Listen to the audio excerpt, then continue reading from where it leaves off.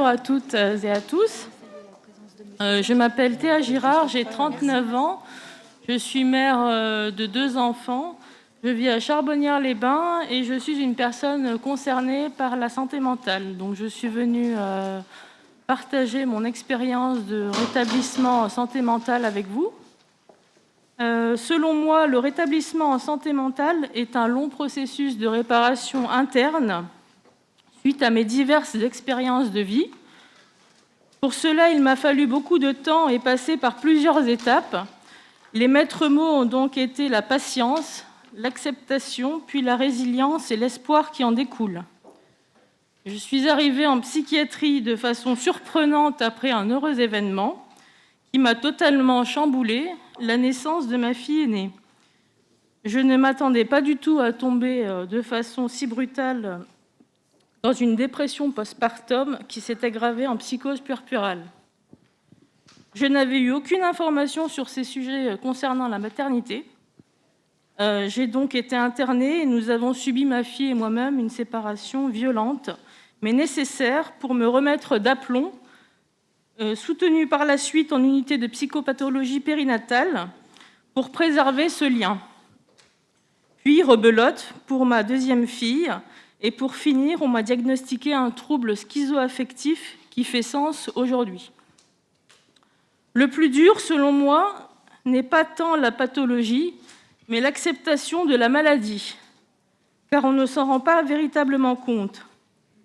À l'époque, j'étais comme dans un état second, bien que je m'agaçais de ne pas être en mesure de reprendre le contrôle de ma vie, et me suis longtemps posé la mauvaise question du « pourquoi moi ?»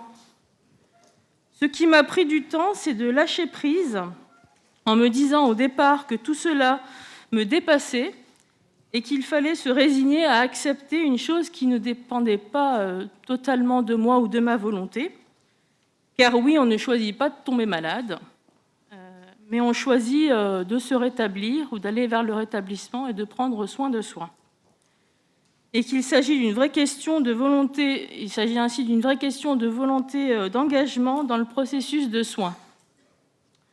Avec le recul, je peux dire aujourd'hui que j'ai été mon propre frein à mon rétablissement, car je me suis longtemps acharnée à me morfondre sur l'injustice de l'hospitalisation sans consentement, les mauvais traitements, ou plutôt, je dirais, la brutalité de certaines mesures en psychiatrie, comme la contention et l'isolement.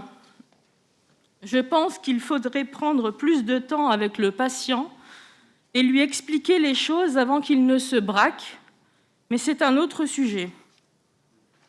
Pour continuer et essayer de faire court, je dois mon rétablissement à ma famille et mes proches, et bien entendu les soignants avec lesquels je n'ai pas toujours été tendre, mais qui ont pour la plupart fait preuve d'empathie, de compassion et surtout de disponibilité.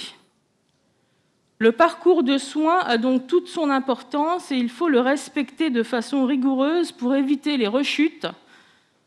C'est le choix que j'ai décidé de faire par expérience. J'ai fait 2 rechutes en voulant tenter de l'interrompre. Ça m'aura servi de leçon.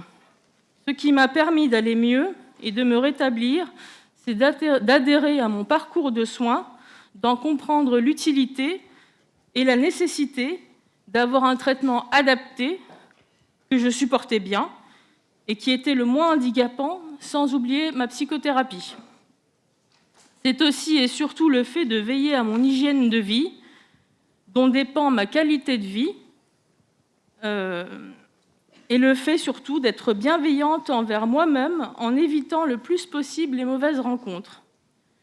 Après toutes ces années, j'en tire les bénéfices et je pense avoir appris la patience et suis heureuse de la résilience qui en surgit. J'en ressors ainsi grandie et même fière d'avoir réussi à surmonter ces tempêtes. Aujourd'hui, ce qui fait encore plus sens, c'est mon désir de devenir père aidante en santé mentale.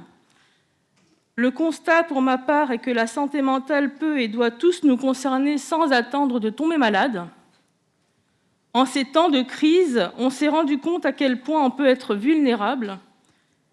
Je pense qu'il serait donc important de communiquer davantage autour de la santé mentale afin de la déstigmatiser. C'est selon moi un véritable enjeu de santé publique. J'ai aussi envie de délivrer un message d'espoir aux personnes concernées et à leurs proches, mais aussi aux soignants, pour leur faire entendre que le rétablissement en santé mentale existe aussi. Je trouve qu'il y a une vraie volonté d'améliorer les soins et que cette bienveillance et aussi cette reconnaissance de l'expérience des personnes concernées est fort agréable. En revanche, je déplore le manque de personnel et de moyens alloués à la psychiatrie. Je regrette également la disparition d'unités mère-bébé à temps plein, mais j'ai entendu dire qu'elle allait sans doute rouvrir.